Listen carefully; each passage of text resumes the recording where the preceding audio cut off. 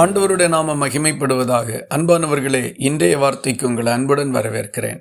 இன்றைய தியானத்துக்காக 68வது சங்கீதம் 6வது வசனத்தை வாசிக்க கேட்போம்.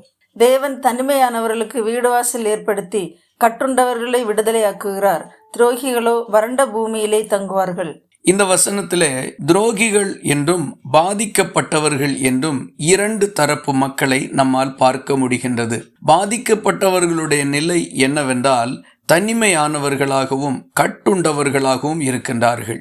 இப்படிப்பட்ட நிலையில் இருக்கிறவர்களை தேவன் ஆதரிக்கின்றார். குடும்பத்தை விட்டு உறவுகளை விட்டு பிரிக்கப்பட்ட நிலையில் மிகுந்த வேதனையோடும் கண்ணீரோடும் இருக்கிறவர்களை மீண்டும் குடும்பத்தோடு இணைத்து வைக்கிறவர் நம்முடைய தேவன். தேவன் ஒருபோதும் யாரையும் பிரித்து வைக்கிறவரோ தனிமைப்படுத்துகிறவரோ அல்ல. பிசாசினாலும் அவனால் தூண்டப்படுகிற மனிதர்களாலும் தான் பிறரை தனிமைப்படுத்துகின்ற நிலை ஏற்படுகிறது.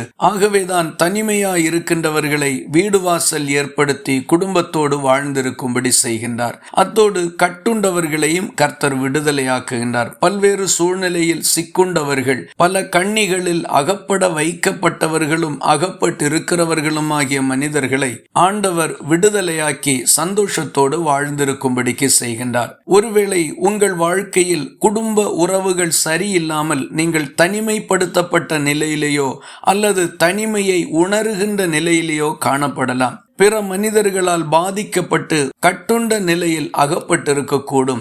தேவன் உங்களை பார்க்கின்றார், உங்கள் கண்ணீரை காண்கின்றார், உங்கள் இருதயத்தின் வேண்டுதல்களை நிறைவேற்ற விருப்பம் உள்ளவராக இருக்கின்றார். ஆனால் இப்படிப்பட்ட தீமைகளை செய்த மனிதர்களை குறித்து இந்த வசனம் சொல்லுகின்றது, துரோகிகளோ வறண்ட பூமியில் தங்குவார்கள் என்று.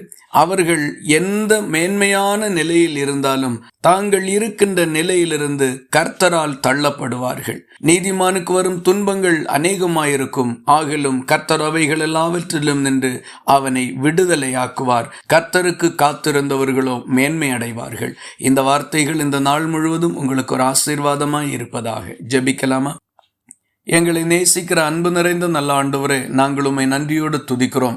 தனிமைப்படுத்தப்பட்டவர்களுக்கும் கட்டுண்டவர்களுக்கும் நல்ல வாழ்க்கையையும் எதிர்காலத்தையும் கொடுக்கின்ற உண்மையுள்ள கர்த்தராய் இருக்கிறபடியால் உம்மை ஸ்தோத்திரிக்கிறோம். எங்கள் சூழ்நிலைகளை கண்டு ஏற்ற நேரத்தில் உதவி செய்கிற கர்த்தரையே நாங்கள் சார்ந்து எங்கள் காரியங்களை உம்மிடத்தில் ஒப்புக் கொடுக்கின்றோம். ஜெபத்தை கேட்டதற்காக ஸ்தோத்திரம். இயேசு கிறிஸ்து மூலம் வேண்டிக் கொள்கிறோம் எங்கள் அன்புள்ள நல்ல பிதாவே, ஆமேன். கர்த்தர் தாமே உங்களை ஆசீர்வதிப்பாராக.